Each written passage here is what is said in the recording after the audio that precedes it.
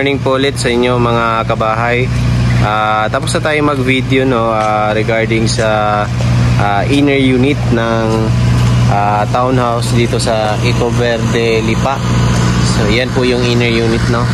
So nagmukha lang po siyang duplex, pero may katabi pa po actually itong mga units. Mula dito ididikit po hanggang doon. So dito naman tayo sa pinaka end unit. So end unit or corner po ay same po sila ng floor area. So nagkakaiba lang sila sa size ng lot. So usually mas malaki po yung lot area kapag corner po. Pansin nyo po bago tayo pumasok, itong inner unit po natin ay meron po siyang gate and fence. Dito sa end or corner na unit ay wala pa siyang nakalagay na gate and fence kasi ongoing pa nga lang po siya yung construction nito, hindi pa po talaga siya tapos.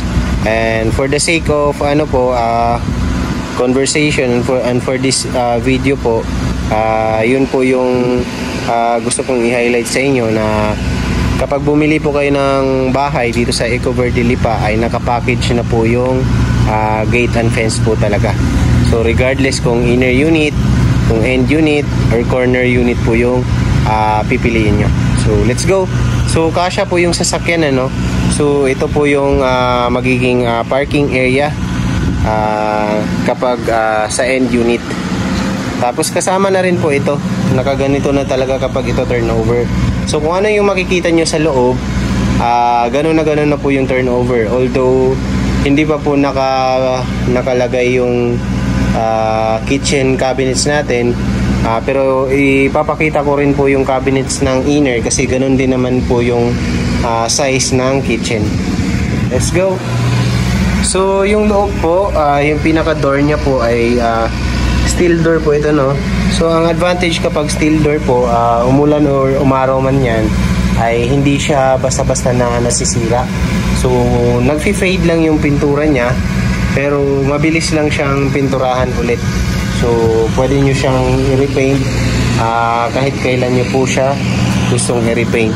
So as you can see ay napakalaki po talaga ng bintana nya, kaya yan yung isa sa magpapa-energy efficient ng bahay po na to.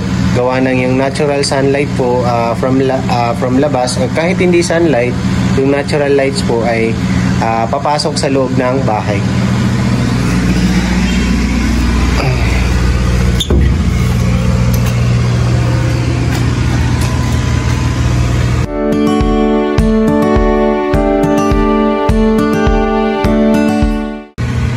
Ayan, so ito na yung pinaka ground floor, So as you can see ay naka-tiles na yung ating ground floor. So maayos na siya. Kumbaga kapag lilipat po kayo ay talagang personal na gamit nyo na lang po yung dadalhin nyo. So ang daming bintana. Ito ang advantage kapag end unit or corner po kayo, kasi sa mismong ground floor pa lang mismo ay 4 na yung bintana. Tapos yung pang-apat is yung malaking bintana dito sa bandang harap. Kaya tingnan nyo, kahit na wala po tayong ilaw pa sa ngayon ay maliwalas na tingnan yung unit. So ayan. Dito, yung cabinets ay hindi pa nakakabit, gawa ng hindi pa nga po ito tapos, pero i-video ko po yung sa inner unit kasi same size lang naman yung cabinets na i-install po natin. Ayan, ito yung kitchen na sinasabi ko po sa inyo na hindi pa po naka-install doon sa end unit. So ganito rin po kalaki yung magiging kitchen po nun. So ayan, pinakita ko lang, pero sa inner po ito, sa inner unit po na kitchen cabinets ito. Same lang naman sila. So kapag end unit po kayo, mayroon po kayong service area dito sa likod. Although hindi pa po siya nalalagyan ng cement, so meron pa po ito dito. Lalagyan pa po siya actually. I think hanggang dyan po sa gilid. Pag ganyan hanggang dito sa boundary sa likod. So ang property boundary sa likod ay itong wall po na to. Susundan po ito. Pag nagbakod po kayo hanggang dito po up to doon sa gilid kung saan yung boundary or property boundary nyo naman sa side po. So kung end unit man ito, so hanggang possible dito yung boundary niya. So kung corner naman ay possible ganyan paikot. So ganyan po kaliwalas ang bahay, no. Sa part ng likod makikita nyo na napakaraming bintana. So tara sa loob ulit.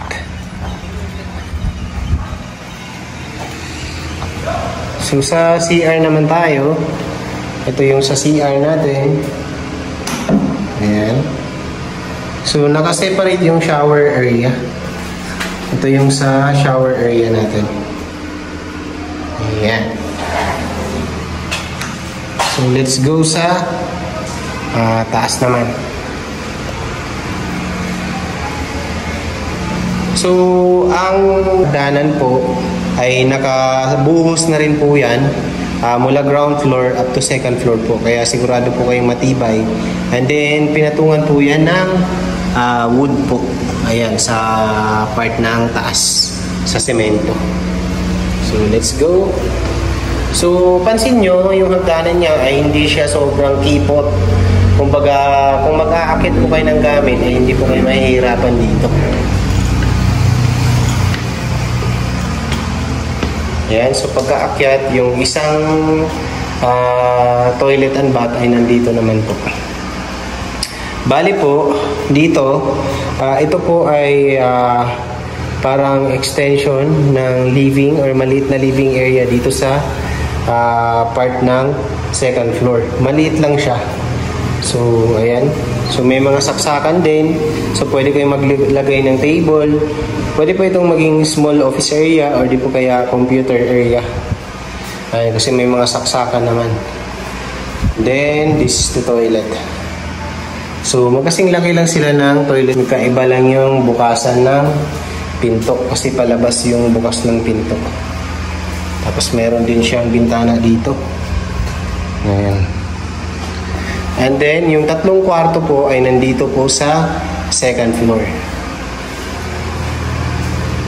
So, ito yung first room. Ayan. Maayos din, ano? Maganda rin yung pagkaka-layout. May bintana rin. Tapos, ito yung second na bedroom. Sakto lang din yung laki ng room. Tapos, ito yung magiging master's bedroom. So, ito yung pinakamagandang bedroom sa lahat ng kwarto, no? Gawa ng napaka-elegant niya tingnan. Gawa ng sa corner po na glass po na ito or bintana po na to. So napakaganda yung idea or pagkakagawa ng bintana, ano. Tapos meron na rin po siyang ganito para hindi siya direct na nasisinagan ng araw or ng init, no. So meron nagsisilbing shade po yan para hindi direct na mainitan po yung windows niyo. Ayan.